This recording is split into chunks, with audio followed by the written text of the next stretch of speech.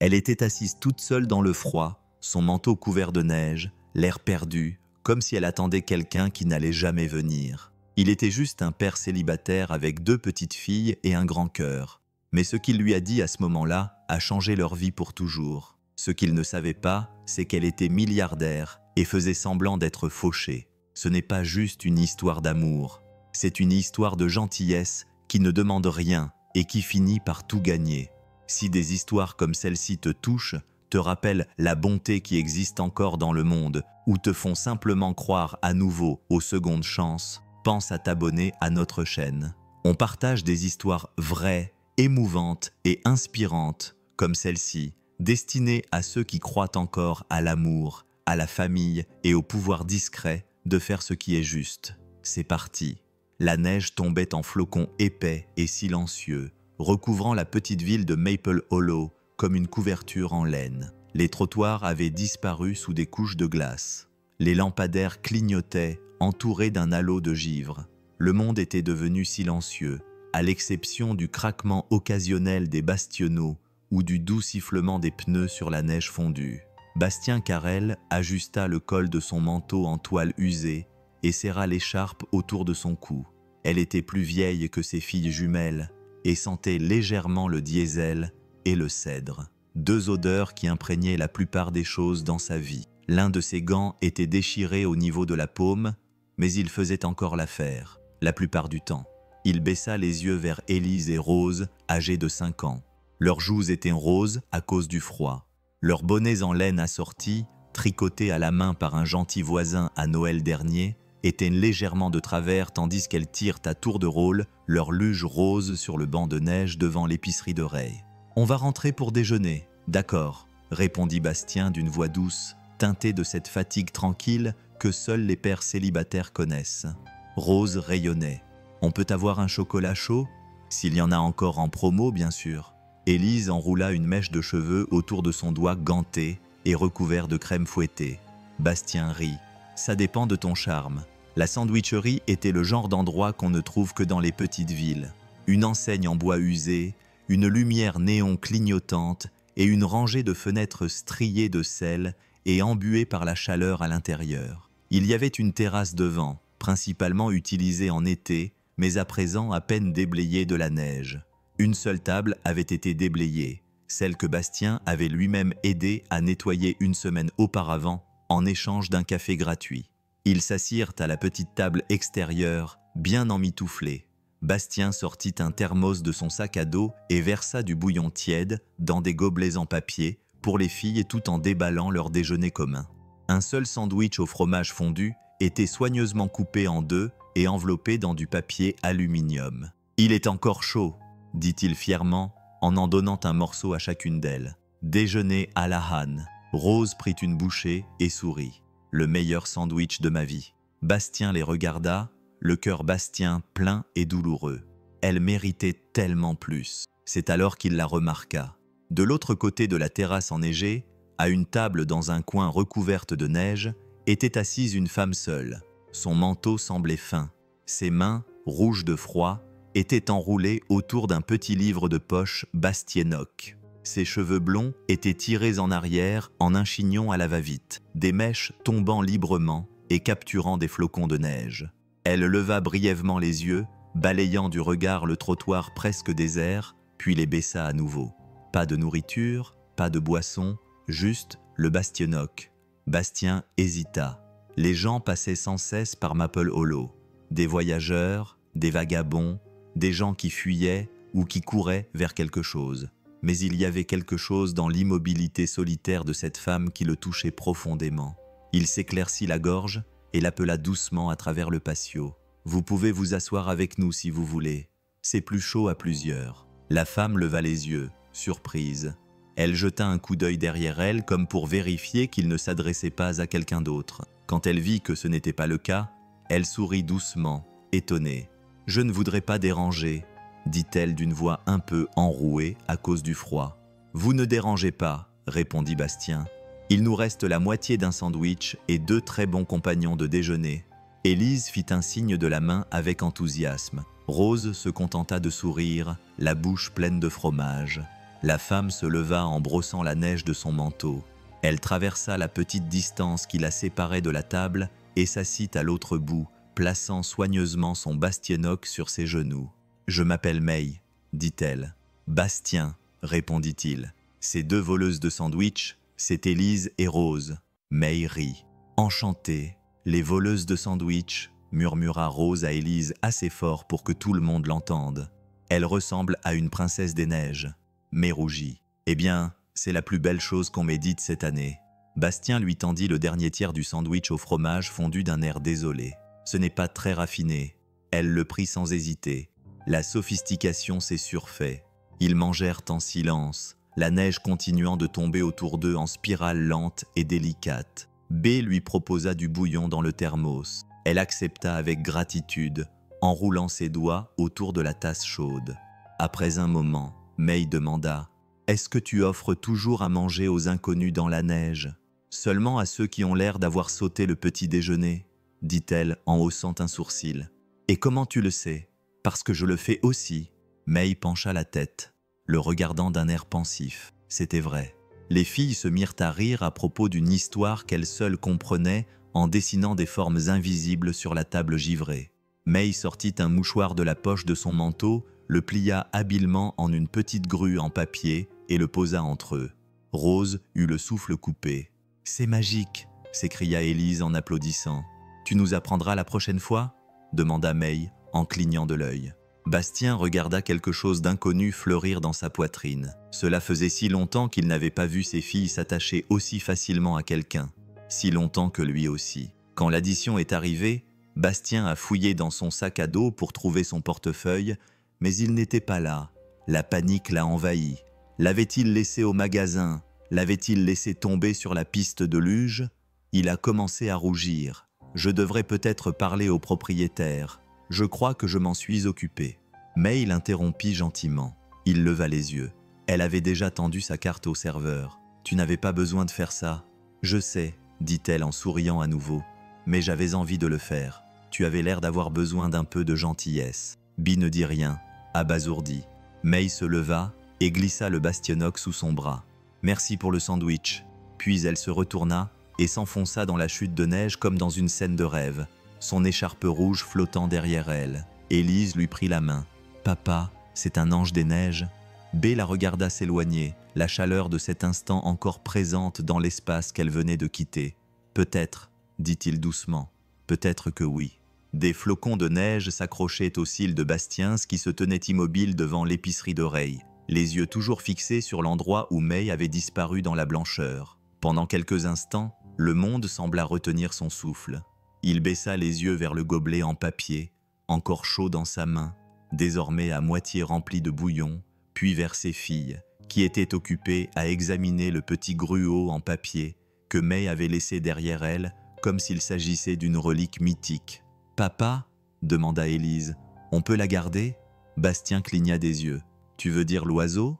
Rose gloussa. « Non, la dame.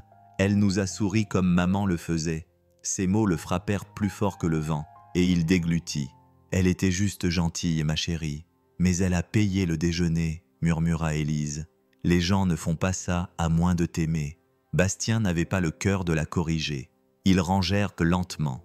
Bastien essuya la neige sur leur luge rose, aida les filles à enfiler leurs manteaux rembourrés et passa le sac à dos sur son épaule.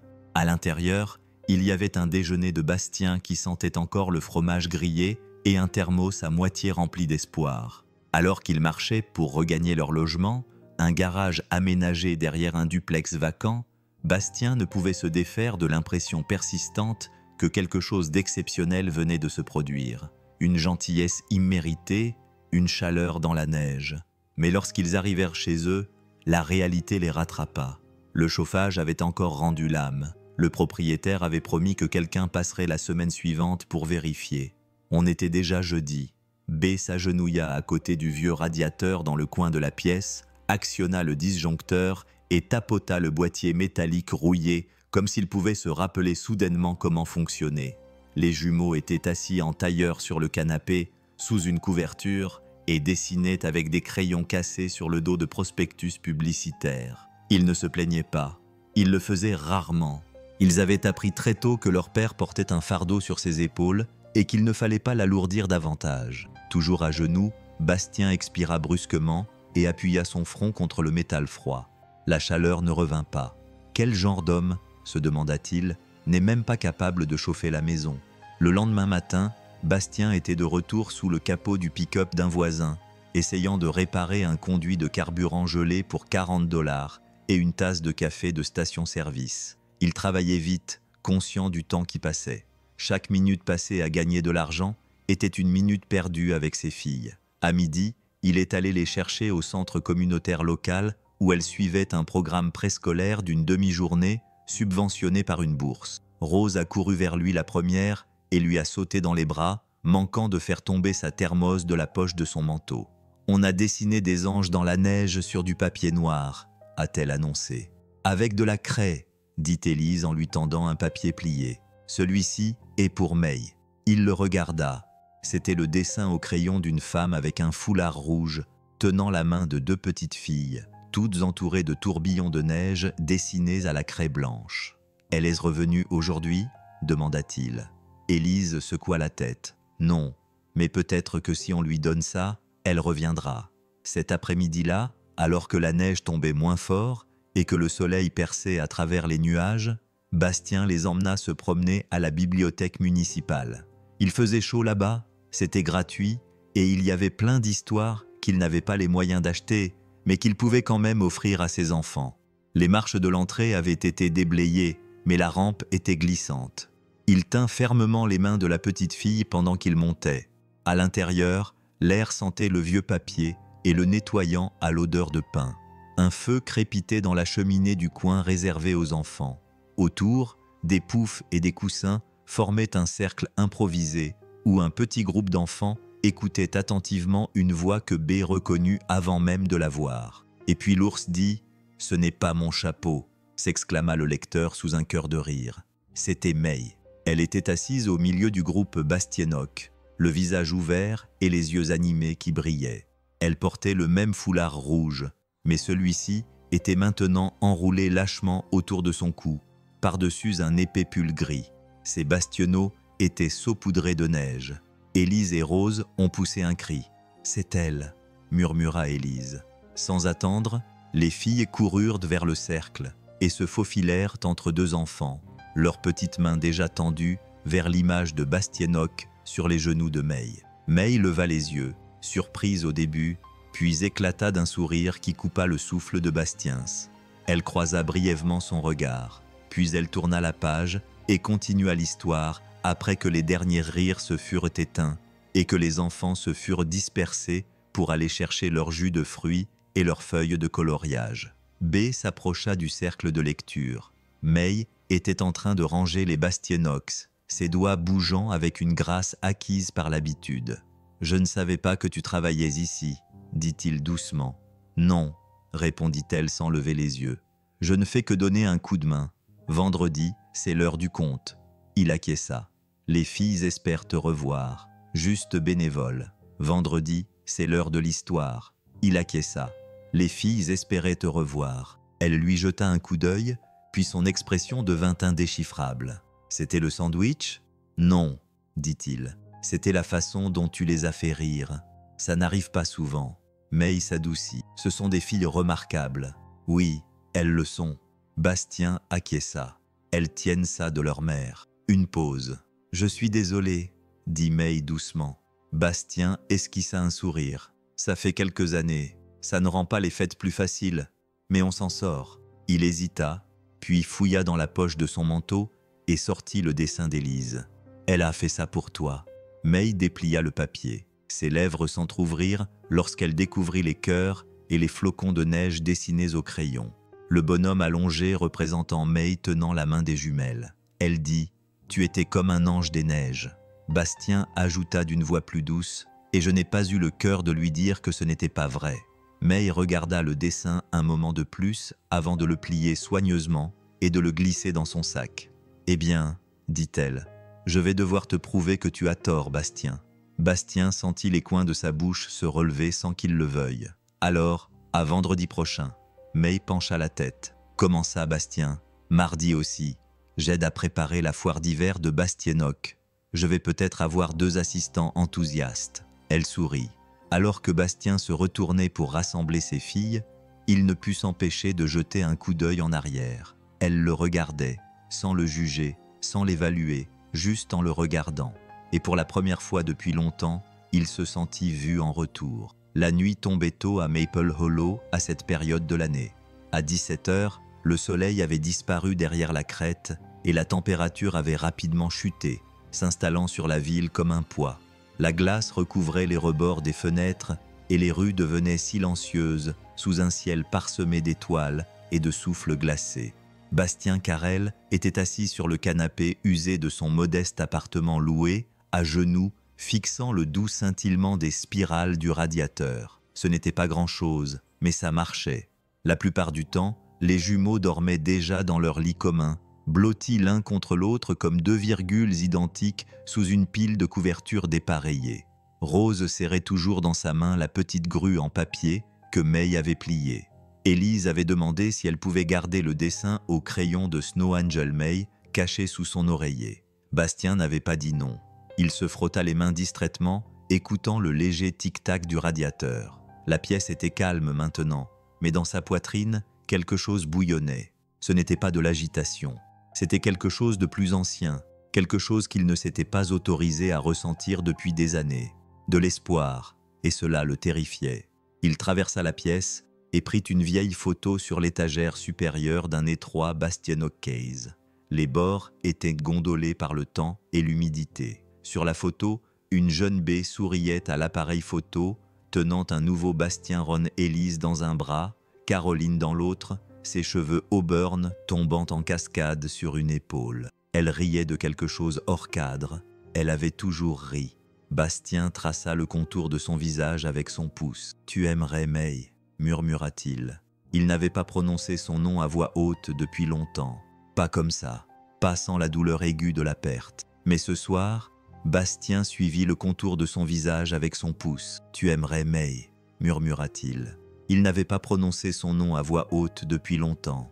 Pas comme ça, pas sans la douleur aiguë de la perte. Mais ce soir, le chagrin était différent. Moins comme une noyade, plus comme un souvenir. Il remit la photo sur l'étagère et se servit une tasse de thé dans la bouilloire encore chaude sur la cuisinière. La nuit était calme, le genre de calme qui remplit l'espace entre les souvenirs et les nouveaux départs. Pourtant, une question le hantait. Était-ce normal de ressentir ça à nouveau? Le lendemain matin, Bastien se réveilla au son de rire et à l'odeur de pain brûlé. Il se précipita hors du lit et trouva Élise et Rose debout sur des tabourets près du comptoir, maniant des couteaux à beurre comme des sculpteurs, essayant d'étaler du beurre de cacahuète sur du pain grillé carbonisé. « Petit déjeuner au lit », déclara Rose. « Mais dans la cuisine, c'est au tour de papa d'avoir quelque chose de préparé pour lui », ajouta Élise, les yeux brillants de fierté. Bastien rit malgré les toasts noircis et les comptoirs maculés. Il prit les filles dans ses bras et embrassa leur front. C'est mieux que n'importe quel restaurant en ville. Il ne le dit pas, mais il savait d'où venait cette bouffée d'inspiration.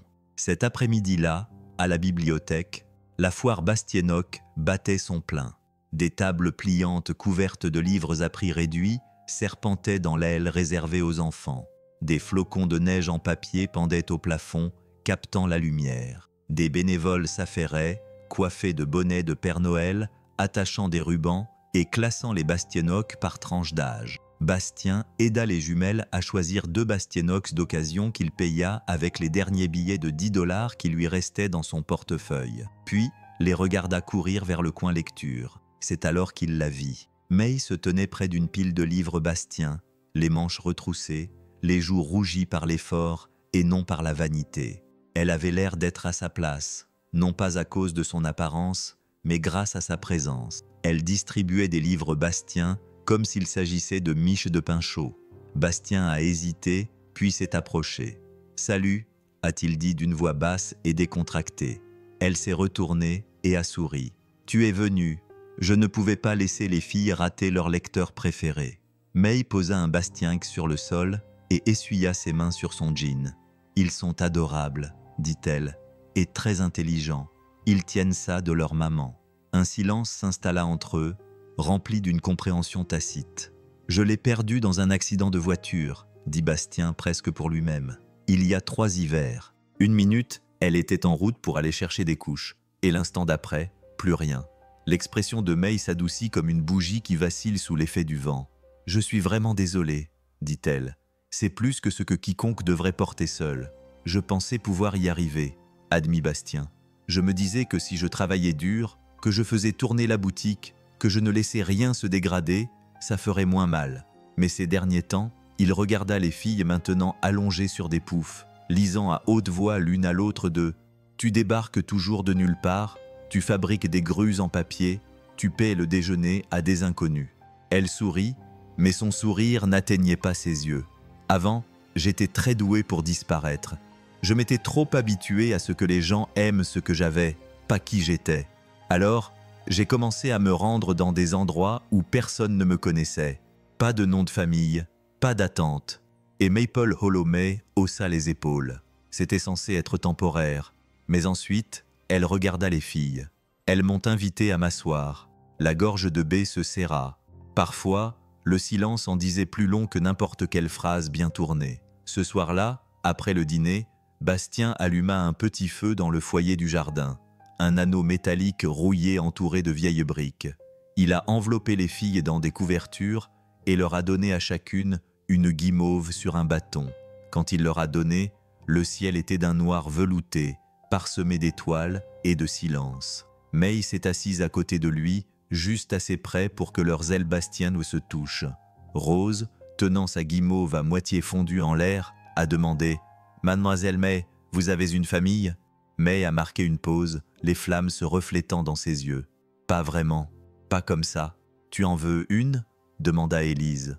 Bastien regarda May, ne sachant pas comment elle allait répondre, mais May se contenta de sourire. « Je crois que je commence à me souvenir de ce que ça fait. Tout a commencé avec un manteau rouge. Le mardi matin suivant, Bastien émitoufla les jumeaux dans leurs vestes doublées de polaire, glissa des sandwichs au beurre de cacahuètes dans leur bac à lunch Bastienx et les déposa à la maternelle en leur donnant un baiser sur le front. Il n'avait que 2 rendez-vous ce jour-là, des réparations bastiennes pour des voisins âgés dont les chaudières menaçaient de rendre l'âme avant Noël. Ces boulots ne payaient presque rien, mais à Maple Hollow, la bonne volonté était encore une sorte de monnaie. Quand il eut terminé, la neige s'était à nouveau épaissie et tombait en flocons lents et lourds qui étouffaient tout le monde. Et bien qu'il n'en ait pas l'intention, Bastien se retrouva au volant de sa vieille camionnette Ford en direction de la bibliothèque de Pine Street. Il se dit que c'était pour rendre un Bastienoch que Rose avait oublié sur le siège arrière. Mais la vérité pesait plus lourd dans son cœur. Il voulait la revoir. La chaleur de ce petit feu, le son de la voix de May dans le silence de la neige, la façon dont elle répondait aux questions innocentes de la petite fille avec honnêteté plutôt qu'avec pitié. Rien de tout cela ne l'avait quitté. Ça restait comme une mélodie à moitié oubliée, mais profondément ressentie. Quand il poussa la lourde porte de la bibliothèque, l'odeur des vieux Bastienox et du polish pour bois de pin l'enveloppa comme une couverture en laine. Une clochette accrochée à la porte tinta. Des rires d'enfants résonnaient faiblement à l'arrière. Il la repéra tout de suite. May se tenait près de la grande fenêtre de devant, la lumière du soleil se déversant à travers le verre recouvert de givre, projetant une lueur dorée sur ses épaules. Elle portait un manteau cramoisi déboutonné sur un pull en laine de la couleur de l'avoine. Ses cheveux étaient cachés sous un bonnet en tricot et elle tenait dans ses mains une carte Bastionard Bastienx intitulée « Don communautaire Bastienoch ». Elle ne l'avait pas encore vue. Il ne voulait presque pas qu'elle le voie. Il y avait quelque chose de bastionnute en la regardant ainsi, une douceur qui lui serrait la poitrine d'une émotion qu'il n'avait pas ressentie depuis des années. Pas depuis Caroline, pas depuis qu'il avait cru que ce genre de sentiment était réservé au passé. Mais il l'aperçut et son sourire s'épanouit comme la lumière du matin. « Tu as rendu le Bastienoch », dit-elle en s'essuyant les mains sur son jean. Bastien a montré à Rose son exemplaire de The Snowy Day, dont les bords étaient légèrement mâchés. Elle a dit qu'elle ne pouvait pas dormir sans savoir qu'il était revenu à sa place. C'est très responsable de sa part. May s'approcha. « Comment va le chauffage ?» Petit May s'approcha. « Comment va le radiateur ?» Tu tiens le coup, stop Bastien, run comme moi. Elle rit, et Bastien réalisa à quel point il aimait ce son. Il lui tendit le bastienoc, et leurs doigts se frôlèrent un instant. Mais ce contact dura. « J'avais envie de te demander quelque chose, » dit May d'un ton plus sérieux. Bastien haussa un sourcil. « Je devrais être nerveux? J'ai remarqué tes filles. Elles ne sursautent pas quand il y a du bruit, mais elles regardent les gens comme si elles évaluaient si elles peuvent leur faire confiance. La plupart des enfants de leur âge ne font pas ça. Pas naturellement. » Bastien expira lentement. « Elles se souviennent de plus de choses que je ne le souhaiterais. L'accident n'a pas seulement été la perte de leur mère. Il y avait les sirènes. Il y avait des inconnus qui les sortaient d'une épave. Elles n'avaient que 2 ans, mais le chagrin laisse des traces. Mais acquiesça. C'est vrai. Elle ne se confine pas facilement aux gens, ajouta Bastien.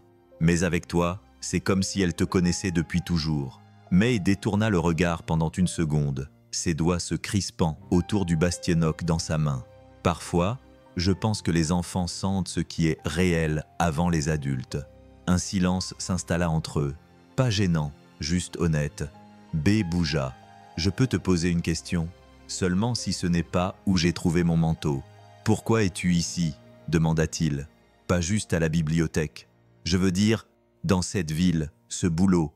Tu as dit que tu déménageais souvent, mais on dirait que tu essayes de rester invisible. » Les épaules de May se raidirent, et pour la première fois, elle ne répondit pas tout de suite. Bastien fit marche arrière, adoucissant le ton. « Désolé, ce n'était pas... » May l'interrompit. « Tu as raison de demander. » Elle posa délicatement le bastienoc sur la table la plus proche et prit une inspiration. « Je viens d'un monde où tout est mesuré. L'image, le succès, l'héritage. Mon père a bâti un empire et s'attendait à ce que je porte la couronne. Mais tout ce que j'ai toujours voulu, c'était quelque chose qui me semble réel. Quelque chose qui ne dépende pas de l'argent, du nom de famille ou des communiqués de presse. » Bastien l'observait attentivement. « Alors, je suis parti. » May continua. « Je ne voulais pas être May Queen, la fille de Wallace Queen, le magnat de la technologie. Je voulais être quelqu'un qui n'avait pas besoin d'une cote de crédit pour être remarqué. J'ai découvert cette ville lorsque ma voiture est tombée en panne alors que je me rendais ailleurs. Mais j'ai alors vu la communauté Bastionnard dans cette bibliothèque. J'ai vu la collecte de manteaux d'hiver, la table bastienoc gratuite, les formulaires d'inscription à la maternelle. » Elle se tourna vers lui, le regard plus clair que jamais. « J'ai vu un endroit où les gens se regardaient encore dans les yeux, où les enfants montraient leurs dessins comme des trésors, où un père célibataire m'a offert la moitié de son sandwich sans rien demander en échange. » Bastien sentit sa gorge se serrer. May a fait un pas vers lui, alors je suis resté. Il ne savait pas qui avait fait le premier pas.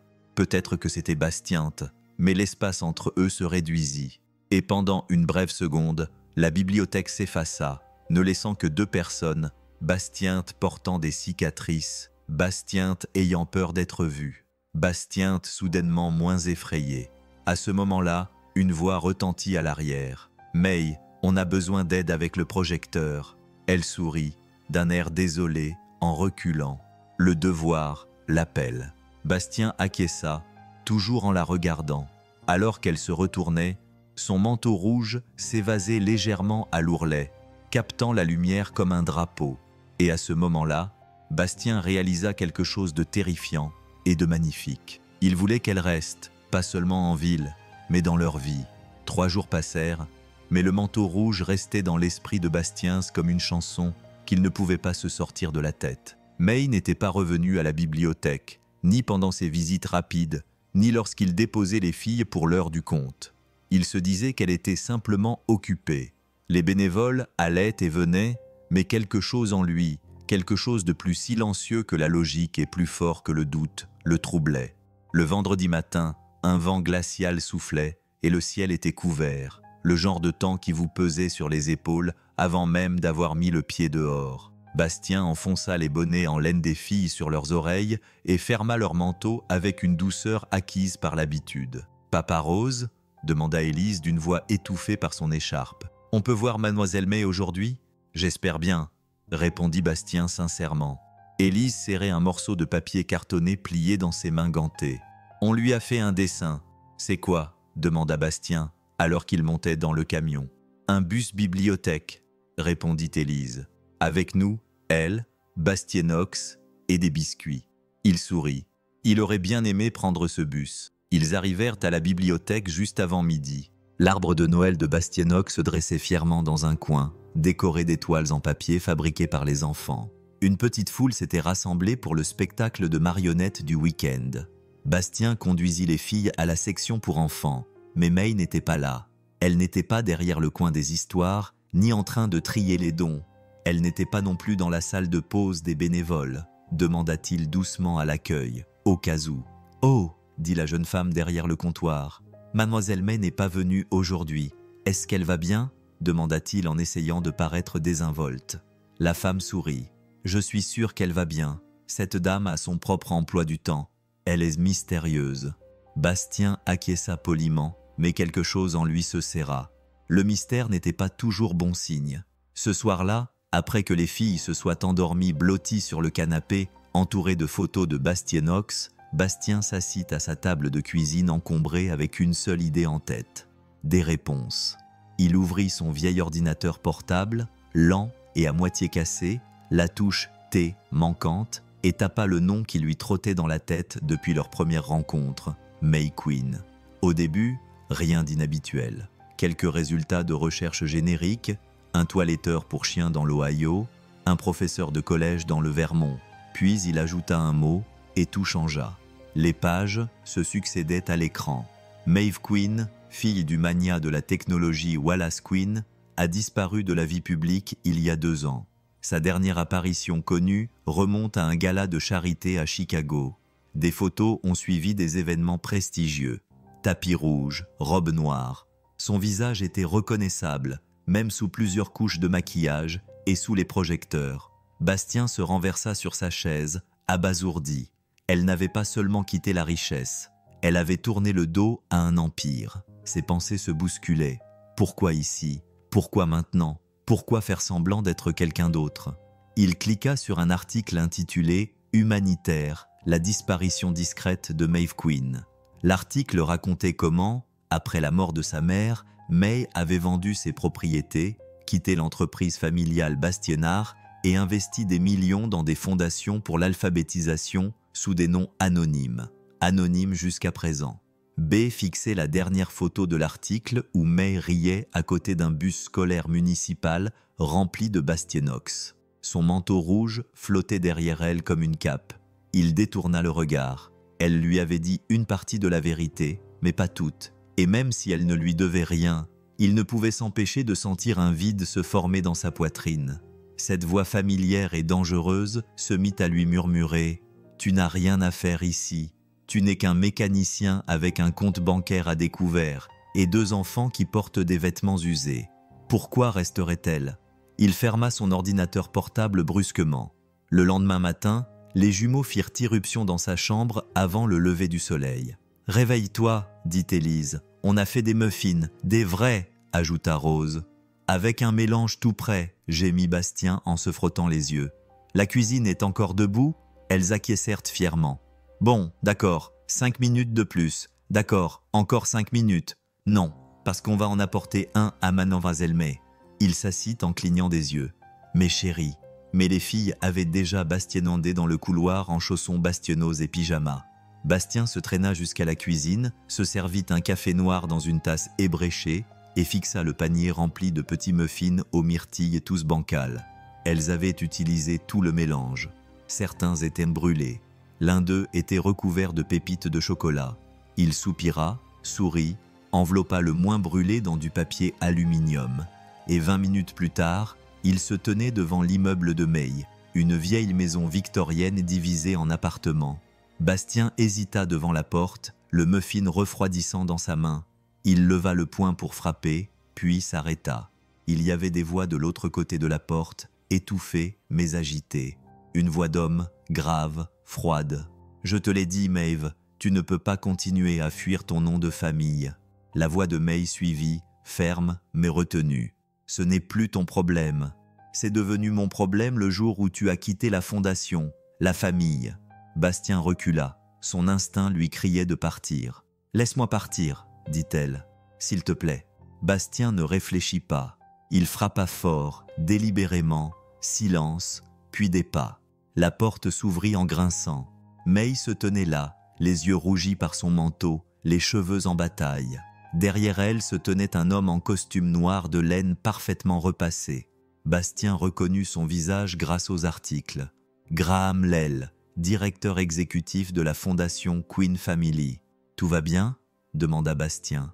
Ta voix, calme mais aiguë. May cligna des yeux en le regardant, une lueur de soulagement brillant dans son regard. « Tu tombes à pic », dit-elle.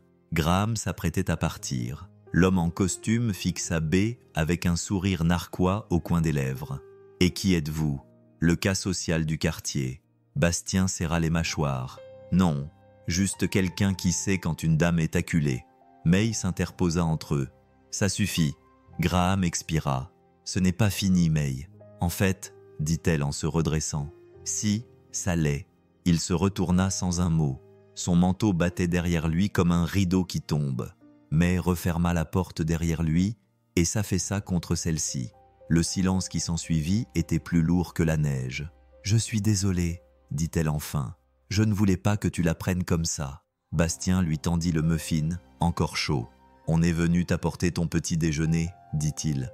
Mais maintenant je me dis que tu as peut-être besoin de quelque chose d'un peu plus fort. » Ses yeux brillèrent et elle acquiesça lentement. « Je crois que j'ai couru si longtemps que j'ai oublié ce que c'était que de rester immobile. » Bastien pencha la tête. « Alors il est peut-être temps d'arrêter de courir. » May baissa les yeux vers le papier d'aluminium froissé qu'elle tenait dans ses mains. « C'est brûlé, » murmura-t-elle en riant à travers ses larmes. B sourit. « Moi aussi. » Et pour la première fois depuis que la neige avait commencé à tomber cet hiver-là, aucun d'eux n'avait froid. Cette nuit-là, la neige ne cessa de tomber. Elle tombait lentement, en rideaux réguliers, devant la fenêtre de l'appartement de May, recouvrant la rue en contrebas, faisant taire même le vent. À l'intérieur, la lumière était douce et dorée, projetant de longues ombres dans le petit salon, où May était assise en tailleur sur le sol entre les deux filles jumelles de Bastiens. Élise lui tressait les cheveux, ses petits doigts maladroits mais sérieux.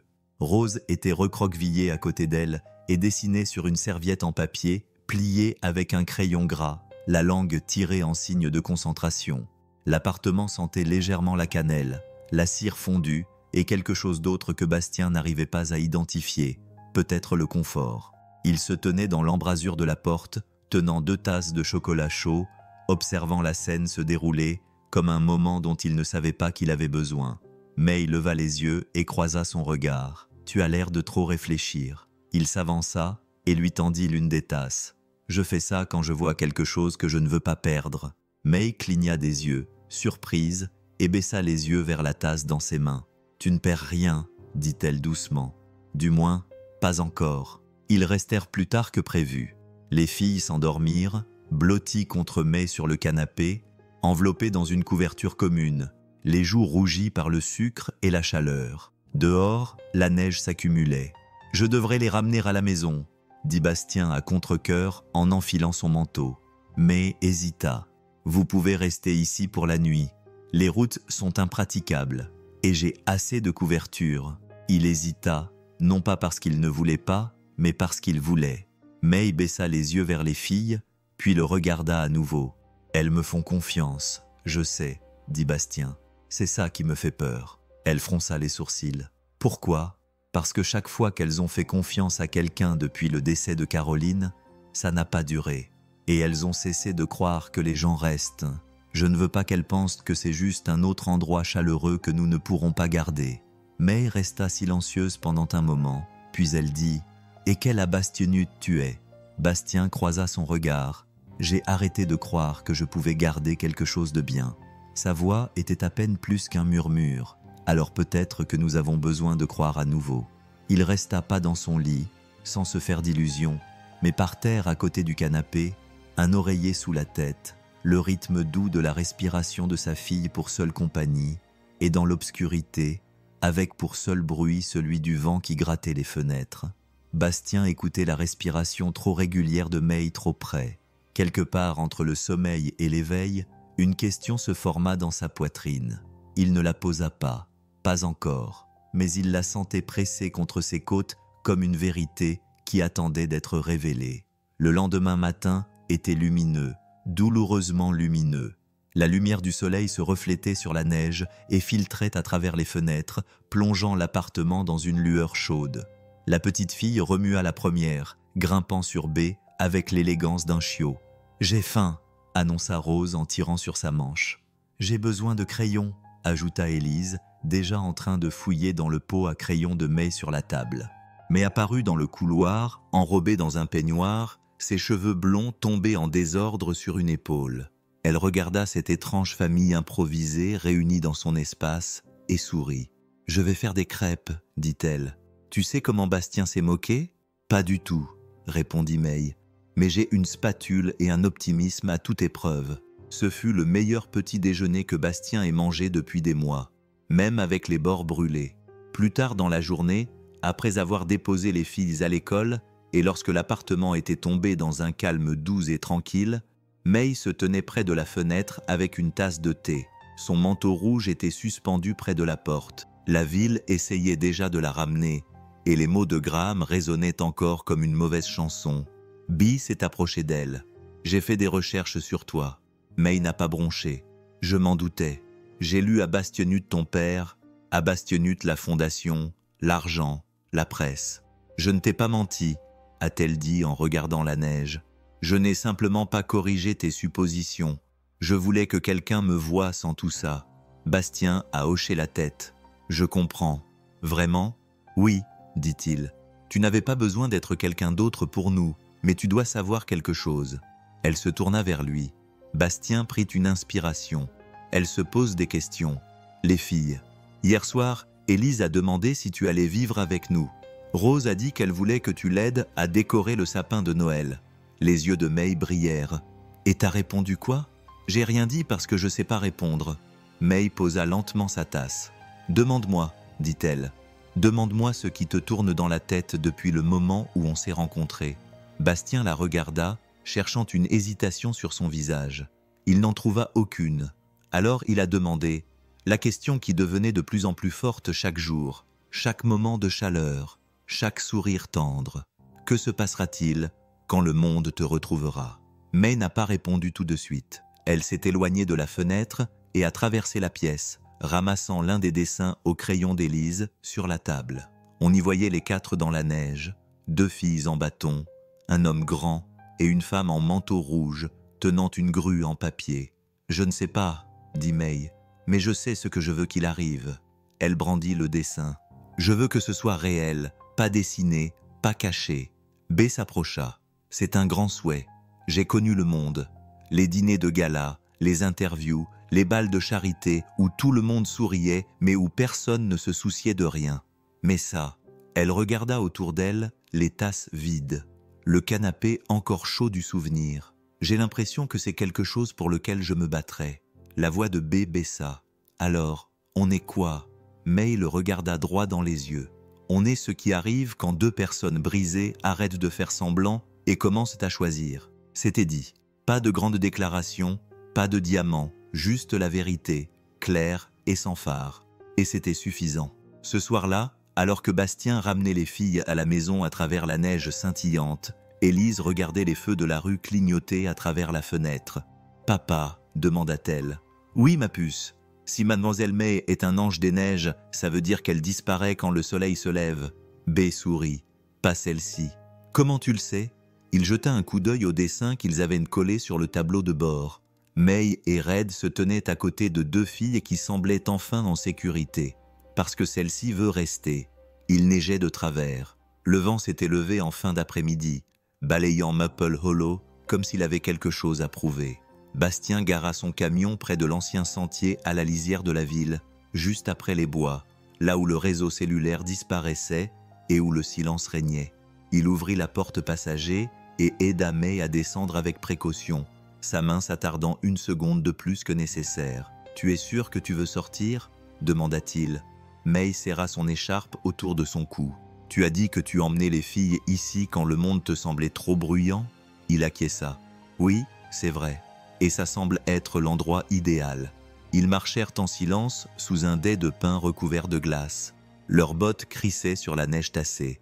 L'air était si calme qu'il résonnait dans ses oreilles. À environ 600 mètres dans les bois, le chemin débouchait sur une clairière. Un banc en bois était à moitié enfoui sous la neige, lisse à force d'avoir été utilisé pendant des années. B balaya le siège avec sa manche et le lui offrit. Elle s'assit lentement, laissant le froid lui piquer les jambes à travers le jean. Ils restèrent assis un moment. Le ciel s'était assombri pour devenir d'un lavande fumé, le genre de crépuscule hivernal qui engloutit le temps. Derrière eux, la forêt craquait et soupirait. May expira lentement. Pendant un moment, ils restèrent simplement assis. Le ciel s'était assombri pour prendre une teinte lavande fumée, le genre de crépuscule hivernal qui engloutit le temps. Derrière eux, la forêt craquait et soupirait.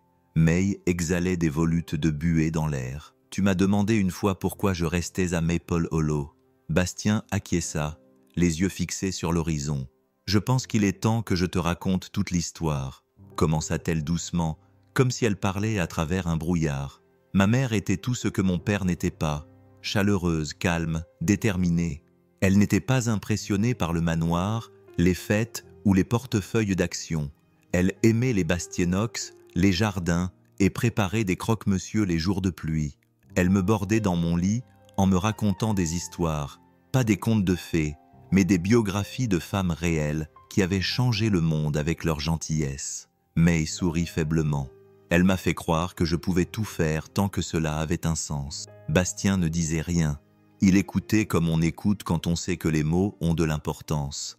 Mais après sa mort, a poursuivi May, tout a changé. Mon père ne savait pas comment faire son deuil. Alors il a construit encore plus, Bastien a acheté encore plus, attendait encore plus, et tout à coup, je n'étais plus sa fille. J'étais un atout. La prochaine génération, l'héritage Queen. Elle s'est interrompue.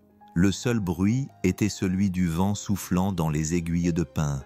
J'ai essayé de suivre le chemin. Je suis allé aux événements, j'ai prononcé les discours, j'ai porté les robes appropriées, mais chaque fois que je me regardais dans le miroir, je voyais une étrangère, quelqu'un qui souriait sur les photos, mais qui ne ressentait rien. May se tourna vers B, les yeux brillants, non pas de larmes, mais du courage qu'il lui fallait pour dire ce qui allait suivre. Un soir, après une vente aux enchères caritatives à Chicago, je suis monté dans ma voiture, j'ai quitté la ville et j'ai continué à rouler. Sans plan, sans destination, juste loin. Elle laissa le silence s'installer entre elles. Je me suis retrouvé ici. Et pour la première fois, personne ne m'a reconnu. Personne ne m'a demandé mon nom de famille. Je me suis porté volontaire à la bibliothèque, j'ai aidé à collecter des manteaux. J'ai regardé les petits-enfants s'enthousiasmer devant Bastienut Bastienox comme je le faisais autrefois. Sa voix s'est brisée. Et puis, un après-midi sous la neige, j'ai vu un homme offrir la moitié d'un sandwich à un inconnu qui avait les mains froides et pas de manteau. B a dégluti. « Et tu sais rester ?» May a hoché la tête. Je suis resté parce que j'avais l'impression que c'était quelque chose que je n'avais pas à mériter. Il a tendu la main et a pris la sienne. Elle était froide, mais ferme. « Votre histoire, dit-il, ce n'est pas ce à quoi je m'attendais. » Elle rit doucement. La plupart des gens s'attendent à des diamants et des scandales. B sourit. Je m'attendais à une femme avec un beau manteau, un origami de grue tordue et une façon de faire rire mes filles comme elles n'avaient plus ri depuis Caroline. May retint son souffle. « Elle t'aime, dit-il. Je le vois, je le sens. Et moi aussi, aussi. » Ses yeux rencontrèrent les siens. « Mais j'ai peur, admit-il. Peur de me réveiller un jour et que les nouvelles te ramènent. Ou ton père, ou ce monde que tu as laissé derrière toi. » May lui serra la main. « Bastien, je n'ai pas fui mon passé. J'ai choisi d'avancer vers quelque chose de mieux, quelque chose de réel, quelque chose comme ça. » Ils restèrent assis là un moment, les mains enlacées, regardant les dernières lueurs disparaître du ciel. Quand ils retournèrent en ville, il faisait noir et il neigeait toujours. Les filles dormaient dans l'appartement de May, blotties de chaque côté de sa voisine âgée, Madame Kennedy, qui avait gentiment proposé de les garder. Bee aida May à enlever son manteau, balayant la neige de ses cheveux avec une tendresse qui le surprit lui-même. Elle leva les yeux, prise dans l'instant, et pour une fois, aucun des deux ne détourna le regard. « Ça va ?» demanda-t-il. May acquiesça lentement. Mieux que ça.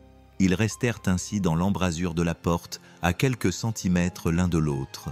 Puis elle s'avança, sans précipitation, sans hésitation, et l'embrassa. C'était un baiser doux, lent, le genre de baiser qui ne demandait rien d'autre qu'un cadeau. Bastien l'embrassa en retour comme s'il se rappelait comment faire. Quand ils se séparèrent, May sourit. « Il était temps », dit-elle. Bastien rit doucement et la serra dans ses bras. « Tu es pleine de surprises. » Elle se blottit contre lui. « Pas vraiment. J'attendais juste d'être quelqu'un que je n'avais pas besoin de cacher.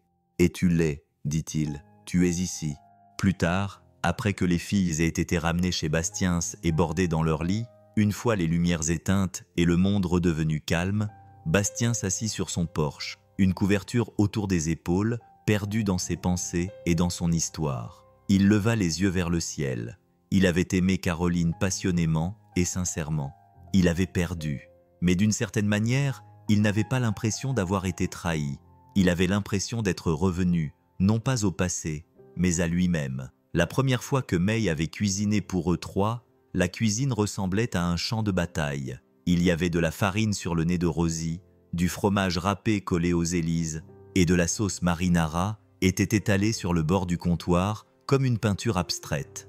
Les filles avaient insisté pour faire des spaghettis comme il faut, ce qui signifiait apparemment casser chaque nouille en deux et les jeter dans la casserole comme des confettis.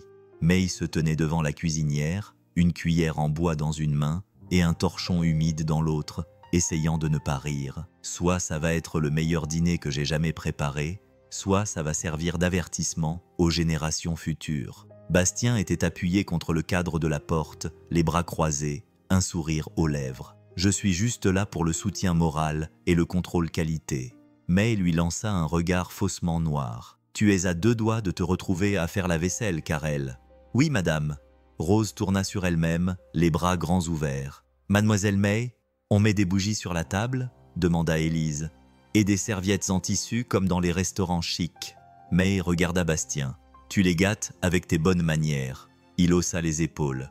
Ils ont regardé un documentaire sur la gastronomie le mois dernier. On ne s'en est jamais remis.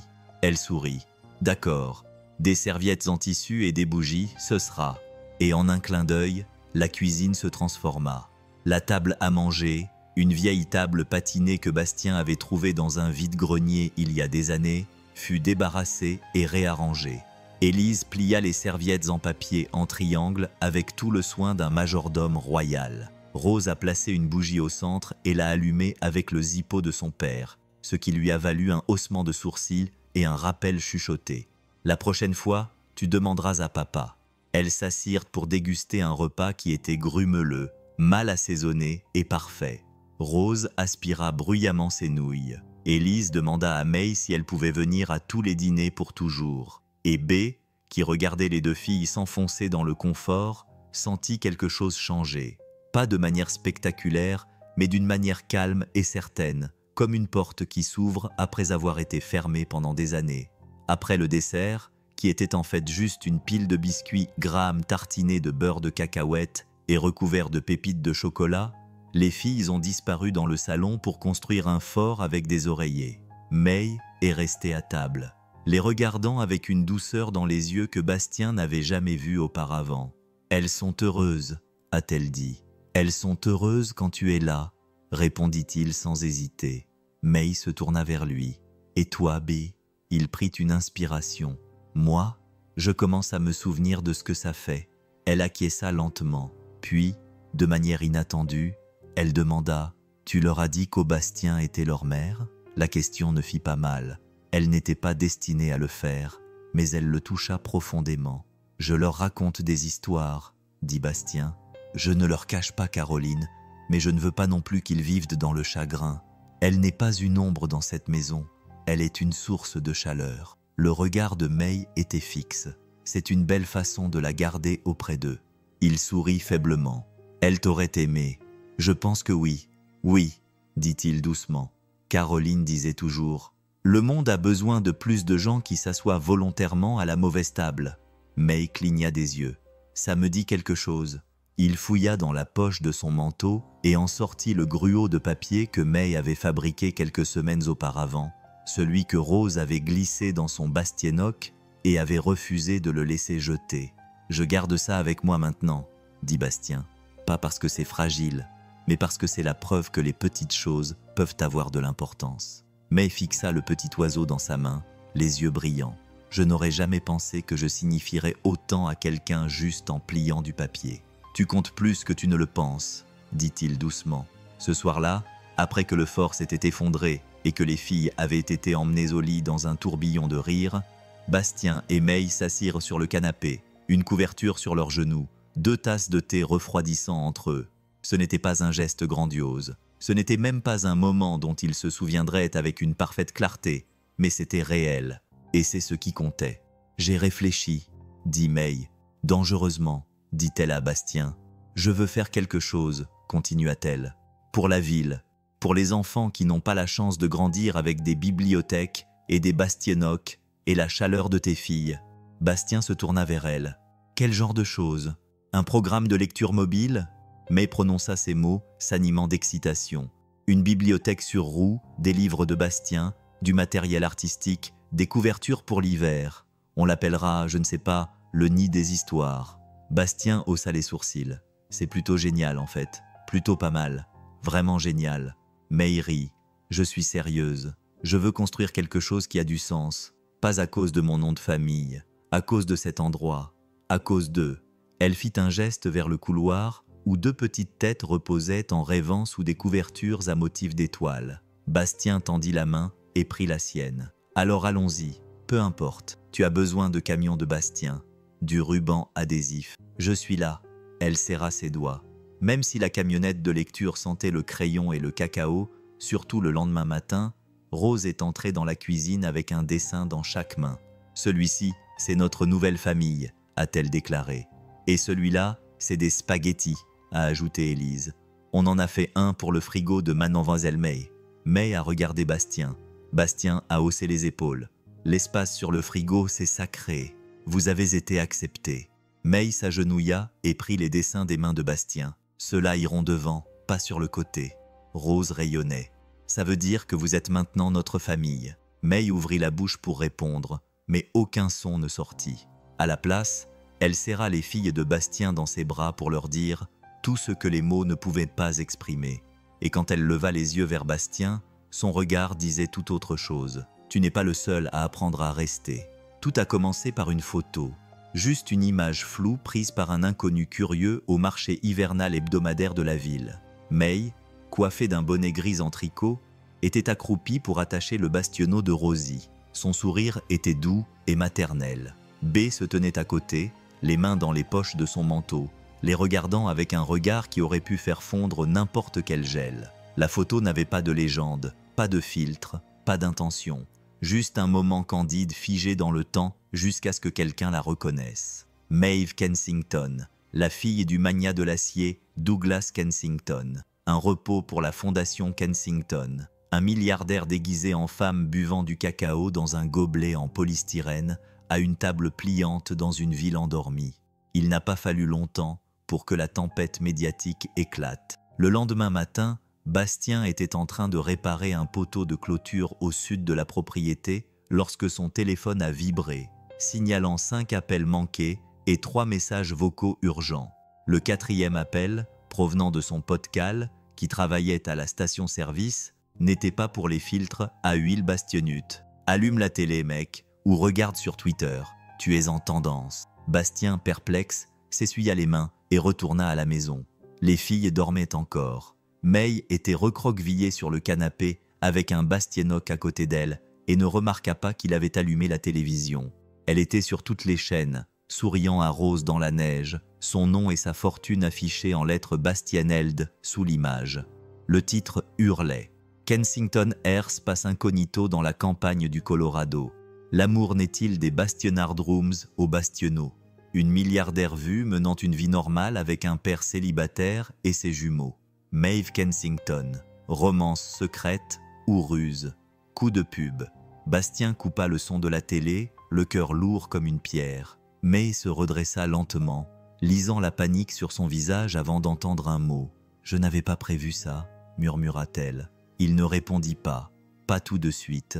Les heures suivantes se confondirent. Un SUV noir apparut au bout de l'allée. Pas la presse. Sa famille les avait envoyés. Un homme poli en costume sur mesure tendit à May un téléphone avec son père en ligne. Bastien la regarda faire les 100 pas sous le porche, sa voix montant et descendant sous l'effet d'une émotion qu'il ne pouvait déchiffrer. Lorsqu'elle raccrocha enfin, elle resta silencieuse dans l'embrasure de la porte pendant un long moment avant de dire doucement « Ils veulent que je rentre à la maison, à Bastianston, ce soir. » Rose apparut en haut de l'escalier, serrant sa peluche dragon dans ses bras. « On va quelque part ?» May s'agenouilla, la voix tendre. « Pas toi, ma puce, juste moi, pour un petit moment. » Les yeux de Rosie se remplirent de larmes si vite que ça brisa quelque chose en baie. Élise accourut aussi, et en quelques secondes, les filles Bastiennes s'accrochaient à May comme si elle était leur seule bouée de sauvetage. May les serra fort, enfouissant son visage dans leurs cheveux. « Ça va aller, je te promets que je reviendrai. » Bis avança. « Laisse-nous un moment, les filles, » dit-il doucement en les soulevant dans ses bras et en les emmenant dans l'autre pièce. Il revint seul. « Dis-moi la vérité, » dit Bastien à voix basse. « Est-ce que tout ça était réel ?» Le visage de May se décomposa. « Tout, chaque seconde. Je ne voulais pas que tu le saches parce que je ne voulais pas que ça change ton regard sur moi. » Bastien se frotta la mâchoire, cherchant ses mots. « Alors, tu m'as laissé croire que tu n'étais qu'une âme perdue avec un gruau de papier et un beau manteau. C'était le cas, dit-elle en s'avançant. Je suis Bastien. Je me noyais avant de venir ici. J'ai passé des années entouré de pouvoir, d'argent et de bruit, et rien de tout cela ne m'a jamais fait ressentir quoi que ce soit qui se rapproche de ce que je ressens. Quand Rose tire sur ma manche, ou quand Élise me fait rire si fort que j'en pleure, tu m'as donné quelque chose que personne d'autre n'a jamais pu me donner. » Il la regarda droit dans les yeux. « Tu as menti. J'ai caché quelque chose, » corrigea-t-elle, mais sa voix tremblait, parce que j'ai été brûlée chaque fois que j'ai dit la vérité, chaque fois que quelqu'un voyait le nom avant de me voir. B regardait par la fenêtre et maintenant, le monde entier voit Bastiente. Silence. « Je peux partir, » murmura-t-elle. « Si ça te rend les choses plus faciles, » dit Bastien en se retournant. « Non, ce n'est pas ce que je veux. » Elle cligna des yeux. « Mais je dois trouver un moyen de les protéger. Ce ne sont que des enfants. Je ne les laisserai pas devenir des ornements de tabloïds parce que leur père est tombé amoureux d'une fille qui a oublié de mentionner le manoir. » Ce mot resta suspendu dans l'air. La voix de May se brisa. « Je n'ai jamais voulu faire de mal à personne, mais je ne regrette pas de t'avoir rencontré. » Bastien la dépassa et ouvrit la porte. Le vent froid envahit la pièce comme une gifle. « Tu devrais partir, » dit-il. « Pas pour toujours, mais maintenant, avant que ça empire. » Elle ne discuta pas. Elle sortit, serrant son manteau autour d'elle, les yeux brillants de larmes qu'elle refusait de verser. Avant de monter dans le SUV, elle se retourna. B se tenait dans l'embrasure de la porte, les bras croisés, impassible. « Je reviendrai, » dit-elle. « Je laisserai la lumière allumée, » répondit-il avant de fermer la porte. Cette nuit-là, Rose pleura jusqu'à s'endormir. Élise ne posa pas de questions. Elle se contenta de fixer le crâne en papier que May leur avait donné et dit « Il n'est pas cassé, elle s'envole juste ailleurs pour l'instant. » Bastien resta assis seul à table longtemps après que les filles furent couchées. Il fixait la chaise en face de lui, toujours légèrement écartée, une serviette froissée posée à côté de l'assiette que May avait utilisée. Il prit la serviette et la lissa. Sur le bord, écrite de sa main, se trouvait une phrase tirée d'une histoire qu'elle avait lue aux filles plus tôt dans la semaine. « Parfois, il faut quitter le nid pour se rappeler pourquoi on veut rentrer à la maison. » Il la plia et la glissa dans la poche où se trouvait le gruau en papier. Puis il expira lentement, comme si le monde entier avait changé et qu'il n'avait pas encore rattrapé son retard. La neige n'avait pas cessé de tomber depuis des jours. Au début de la 2e semaine, la ville était recouverte d'une épaisse couche de neige immaculée. Le marché avait fermé. Les écoles étaient passées en enseignement à distance. Même le vieux camion de Bastiens refusait de démarrer sans protester. À l'intérieur de la cabane, la vie avançait lentement dans un silence pesant. Bastien entretenait le poêle à bois, déblayait le chemin 2 fois par jour et faisait de son mieux pour que la petite fille garde le sourire. Rose demandait toujours à Bastien « C'est May ?» chaque matin comme si ça faisait partie de sa routine. Élise ne demandait plus, mais elle avait replié la grue en papier au milieu de son histoire bastiennoque, comme un souhait secret. May n'avait pas appelé, pas une seule fois. Bastien ne s'y attendait pas. Il lui avait dit de partir, et elle l'avait fait. Le prix de la fierté était plus froid que la neige qui s'accumulait sur le rebord de sa fenêtre. L'actualité brûlait vif et rapide. Pendant quelques jours, les réseaux sociaux ont débattu pour savoir si Maeve Kensington avait déraillé ou trouvé la rédemption dans les bras d'un homme ordinaire. Puis les gros titres sont passés à autre chose. Un autre scandale. Mais les habitants de Pine Hollow n'avaient pas oublié. Quand Bastien est entré dans l'épicerie, des inconnus se sont arrêtés pour lui faire un signe de tête en signe de sympathie. Dell Evelyn, de la bibliothèque, lui a laissé des sachets de chocolat chaud au cas où. Et Cal, bourru comme toujours, a laissé une nouvelle bougie pour le camion de Bastien dans sa boîte aux lettres, sans un mot. Ce n'était pas de la pitié, c'était quelque chose de plus profond. Il savait ce que c'était que de perdre quelque chose dont on ne soupçonnait même pas l'existence avant qu'il ne disparaisse. May se tenait au 402e étage du siège social de... C'était quelque chose de plus profond. Il savait ce que cela signifiait de perdre quelque chose dont on ne savait même pas qu'on avait besoin avant de l'avoir perdu. May se tenait au 402e étage du siège social de sa famille, regardant la silhouette grise de Bastien Stone. La voix de son père résonnait derrière elle. Le monde entier te regardait et tu t'es détourné de lui pour courir après un homme à tout faire dans les Rockies. Elle ne broncha pas. Il s'appelle Bastien Carrel. Ce n'est pas un bricoleur. Et je ne l'ai pas poursuivi. J'étais enfin resté immobile. Douglas Kensington s'appuya contre la table de conférence en noyer, les bras croisés. Que pensais-tu qu'il allait se passer, May? Que les médias allaient simplement oublier? Que les bastionnaires n'allaient pas exiger des réponses? Ils peuvent avoir leurs réponses, dit-elle, les yeux toujours rivés sur la fenêtre. Mais j'en ai marre de faire semblant que l'argent rend les gens meilleurs. Son père poussa un gros soupir. Tu n'es pas cette fille-là, May. Tu n'as pas été élevée pour vivre dans une cabane dans les bois avec un gars qui répare des tracteurs et élève des jumeaux avec des pancakes et du bois de chauffage. Elle se retourna alors brusquement et d'un air déterminé. Et tu n'étais pas censé être le genre d'homme qui utilise sa propre fille comme stratégie de marque. Silence. Un long silence. Alors je l'aime, dit-elle simplement. Je les aime tous les trois. Douglas la regarda comme s'il la reconnaissait à peine. May s'en fichait.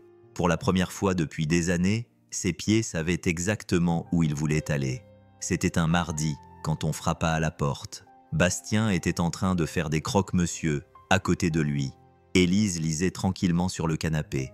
On frappa doucement, avec hésitation. Il s'essuya les mains et ouvrit la porte. Et elle était là, emmitouflée dans un manteau bleu marine, les joues rougies par le froid, les yeux vitreux mais souriants. Un sac de voyage sur l'épaule, de la neige accrochée à ses bastionneaux. Pendant une seconde, ils se sont juste regardés. Puis Rose a poussé un cri. May. Elle a couru entre les jambes de Bastiens, manquant de faire tomber May en arrière dans la neige. Élise a suivi plus calmement, mais tout aussi radieuse, enroulant ses bras autour de la taille de May comme si elle n'allait jamais la lâcher. B est sortie sur le porche, les regardant, le souffle coupé. May leva les yeux vers lui, les bras chargés d'enfant, le cœur rempli de tout ce qu'elle avait laissé derrière elle. « Je suis revenue, dit-elle. »« Oui, murmura-t-il. J'avais remarqué. » Elle se leva lentement, en époussetant la neige des boucles de Rosie. « Je n'ai pas appelé, je sais. J'avais peur de tout gâcher à nouveau. » Il expira bruyamment. « Tu n'as rien gâché. Je ne savais pas comment faire confiance à quelque chose qui me semblait trop beau. » May s'approcha. Le sac de voyage glissa sur le sol. « J'ai toujours un nom de famille qui fait regarder les gens 2 fois. J'ai toujours un fonds fiduciaire, une fondation et une trentaine d'emails non lus de mon agent, dit-il en haussant un sourcil. Bon à savoir. Mais rien de tout ça ne me fait me sentir chez moi, dit-elle d'une voix douce. Toi, oui, eux aussi. Bastien jeta un coup d'œil vers la cabane. Rose avait déjà sorti le mélange pour chocolat chaud. Élise plaçait la grue en papier sur l'ancienne place de May. « Je ne suis pas riche, dit-il. Je l'ai remarqué. Je vis simplement. Je ne suis pas doué pour les discours ou les sentiments. » May tendit la main et prit la sienne. « Tu n'as pas besoin de l'être. Tu es là. Tu restes. Tu fais des croque-monsieur comme si c'était un acte d'amour. » Il baissa les yeux vers leurs doigts entrelacés et quelque chose dans sa poitrine se détendit. « Alors reste, dit-il. Ne fuis plus. Plus de cachette. » Elle sourit à travers ses larmes. Marché conclu. Ce soir-là, ils se retrouvèrent tous les quatre à table. Pas de photographes, pas de titres de journaux, juste des rires et du fromage fondu qui crépitait dans le fond. May aida Élise à faire ses devoirs. Rose se blottit contre B et s'endormit avant le dessert. La tempête s'était calmée dehors. Plus tard, alors que Bastien rose dans son lit et éteignit la lumière, il trouva May sur le porche, qui regardait les étoiles. « Ça va ?» demanda-t-il. Elle acquiesça. Mieux que ça. Il lui tendit une tasse de cacao. Elle en prit une gorgée et sourit. « Tu as laissé la lumière allumée. » Il la regarda calmement, avec assurance. « Je l'aurais toujours fait. » Et dans le silence de cette nuit enneigée, enveloppés dans la flanelle et le pardon, ils restèrent debout côte à côte. Deux cœurs qui avaient résisté à la tempête et qui, d'une manière ou d'une autre, s'étaient retrouvés. Le printemps arriva tard à Pine Hollow, comme si l'hiver hésitait à lâcher prise sur ce qu'il avait gelé sur place. Mais le changement a le don d'apparaître doucement et sûrement, comme une main qui se tend par-dessus la table, sans rien demander, juste pour offrir des cadeaux. Et ainsi, un matin au début du mois d'avril, May se tenait dans la cuisine de la cabane en rondin, avec le soleil réchauffant ses pieds nus à travers les planches de pin, regardant Rose essayer de verser la pâte à crêpes en forme de cœur. Bien sûr, ça a donné une tache, mais la petite fille rayonnait comme si elle venait d'inventer l'amour. Bastien était appuyé contre le comptoir, buvant son café et ébouriffant les cheveux d'Élise, qui lisait à voix haute son Bastienoch aux pages cornées. Sa chemise était froissée et ses cheveux encore humides après les tâches matinales, mais son sourire était calme et assuré. May trouvait que c'était le plus beau chaos qu'elle ait jamais connu. Ils n'ont rien annoncé. Pas de publication sur les réseaux sociaux, pas de communiqué de presse, juste de petites choses. May a postulé pour être bénévole au centre communautaire en utilisant uniquement son prénom. B a ajouté des crochets dans le couloir pour accrocher son manteau et son écharpe sans rien. Ils n'ont rien annoncé. Pas de grandes publications sur les réseaux sociaux, pas de communiqué de presse, juste de petites choses. May s'est portée volontaire au centre communautaire en utilisant seulement son prénom. B a ajouté des crochets dans le couloir pour son manteau et son écharpe sans dire un mot. Les filles ont commencé à dessiner des images de notre famille avec 4 personnes et parfois un chat qu'elles n'avaient pas encore. Le nom de May est apparu sur la liste des contacts d'urgence de l'école. Elle ne l'a remarqué que quelques semaines plus tard, écrit en lettres majuscules soignées par Bastien, sous son propre nom. Un après-midi, Élise est tombée malade. Fièvre, frissons, le genre de douleur qui la rendait silencieuse. C'est ainsi que Bastien a compris que quelque chose n'allait vraiment pas. Il est resté assis toute la nuit sur le sol à côté de son lit, vérifiant sa température toutes les heures. May lui apportait des linges frais, lui murmurait des histoires, lui préparait des tisanes à base d'herbes dont elle connaissait à peine le nom. Elle n'a pas quitté la chambre une seule fois. Le lendemain matin, lorsque la fièvre est tombée, Bastien l'a regardée avec les yeux rougis par l'inquiétude. Et quelque chose d'autre. « Tu n'étais pas obligé de rester », lui a-t-il dit doucement. May, toujours vêtue de la chemise en flanelle trop grande qu'il adorait, n'hésita pas. « Bien sûr que si, c'est ma famille aussi. » Il ne répondit pas tout de suite. Mais cette nuit-là, quand Élise s'endormit enfin et que le feu s'éteignit, il attira May vers lui et l'embrassa comme si c'était la première fois. Seulement, cette fois-ci, sans crainte, l'été s'installa doucement. Les filles couraient pieds nus dans la prairie derrière la maison. May apprit à cuisiner un ragoût correct et le servit fièrement 3 fois en une semaine. Bastien râla, mais mangea tout. Il construisit un bureau pour May près de la fenêtre afin qu'elle puisse travailler sur son ordinateur portable. Elle continuait à aider de petites associations à but non lucratif à gérer leur budget et leurs subventions, mais cette fois-ci, elle le faisait depuis un endroit qui lui semblait authentique. Le soir, il s'asseyait sur la balancelle sous le porche et discutait de tout et de rien. Du nombre d'œufs que les poules avaient pondus, des étoiles que les filles avaient nommées, de la façon dont les lilas se penchaient vers la lumière. May ne parlait jamais de Bastien à Bastien. Bastien ne lui avait jamais demandé de le faire. C'était un accord tacite. La vie qu'ils menaient alors leur suffisait amplement, jusqu'à un soir de juillet. Bastien avait emmené les filles en ville pour manger une glace dans une quincaillerie. May était restée à la maison pour trier le linge en fredonnant sans s'en rendre compte, comme elle en avait l'habitude. Elle était en train de plier un sweatshirt décoloré quand elle entendit frapper, non pas à la porte, mais sur le cadre en bois de la fenêtre ouverte. Elle se retourna et le vit, Douglas Kensington, vêtu d'un manteau bleu marine qui n'appartenait pas à Summer. Ses cheveux argentés étaient parfaitement séparés et ses mains serraient la canne dont il n'avait pas vraiment besoin. « Je peux entrer ?» demanda-t-il en la regardant dans les yeux. Elle hésita, puis acquiesça. Il ne s'assit pas. Il marcha lentement dans le salon, regardant les photos de famille. Rose souriant dans une flaque de boue. Élise tenant une grenouille comme si elle était en or. Bastien endormi dans un fauteuil, un livre bastiénoque ouvert sur sa poitrine. « J'ai entendu parler des subventions pour les victimes de l'incendie, » dit finalement Douglas. « Tu as aidé à les financer toutes anonymement. » May acquiesça. « J'avais de l'argent. Ils en avaient besoin. » Il croisa son regard. « Tu as toujours eu bon cœur. J'avais oublié ça. Peut-être que je t'ai fait l'oublier aussi. » Silence. « Je suis venu te remercier, » dit-il doucement. « Et ma fille me manque. » May retint son souffle. Elle traversa la pièce et le serra dans ses bras. Pas fort, pas avec la force du pardon, mais doucement, comme quelqu'un qui a compris que guérir ne signifie pas faire comme si la douleur n'avait jamais existé. Ça voulait juste dire choisir l'amour malgré tout. 3 semaines plus tard, May et B emmenèrent les filles au lac.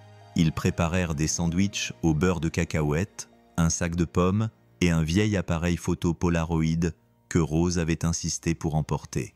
May portait la chemise en flanelle de Bastien par-dessus sa robe d'été. Il arborait son sourire habituel et portait toutes les serviettes sans se plaindre. Après le déjeuner, ils s'assirent ensemble sous un arbre, tandis que la petite fille faisait des ricochets sur le rivage. May se blottit contre lui. « Tu sais, » dit-elle, « je pensais avoir tout compris avant de te rencontrer. » Bastien rit doucement. « C'est vrai. » Elle acquiesça. Mais il s'avère que l'amour ne suit pas les plans. Parfois, il se présente simplement avec 2 petites filles turbulentes et un homme qui ne dit pas grand-chose, mais qui ne lâche jamais prise. Il se tourna vers elle, le regard chaleureux. Et parfois, il se présente en talons hauts dans une tempête de neige, avec pour seul bagage un sac de voyage et suffisamment de courage pour tout changer. Ils s'embrassèrent, pas comme dans les films, mais comme à la maison. Cet automne-là, May Bastien a trouvé une pancarte d'occasion et l'a clouée au poteau près de la boîte aux lettres. La touche Carrel, pas par hasard, par choix. Le facteur s'est arrêté assez longtemps pour soulever sa casquette. À l'intérieur de la maison, Rose et Élise ont mis la table avec des assiettes, des tasses et une grue en papier au centre, une table pour 4, et ce n'était pas fini. Parce que l'amour, quand il est vrai, ne se rétrécit pas pour s'adapter. Il s'étire, il grandit, il se répand dans des endroits dont tu ne soupçonnais l'existence. Et parfois, il suffit d'un homme, de 2 filles et de la grâce tranquille d'une femme assez courageuse pour s'asseoir à table. Si tu es arrivé jusqu'ici, merci. On aimerait savoir d'où tu nous regardes dans le monde. Es-tu quelque part où la neige tombe devant ta fenêtre ou où le soleil brille sur ta terrasse? Laisse-nous un commentaire ci-dessous. On lit chacun d'entre eux. Tes histoires, tes pensées, ta présence ici, tout cela compte plus que tu ne le penses. Si cette histoire t'a fait sourire, t'a touché ou t'a rappelé ce qui compte vraiment, n'hésite pas à t'abonner. On partage des histoires comme celle-ci chaque semaine. Pas tape à l'œil, pas bruyante, juste humaine. De notre petit coin d'internet au tien, merci d'avoir passé du temps avec nous aujourd'hui. On est reconnaissant de t'avoir ici. Prends soin de toi et de ceux que tu aimes. À la prochaine fois.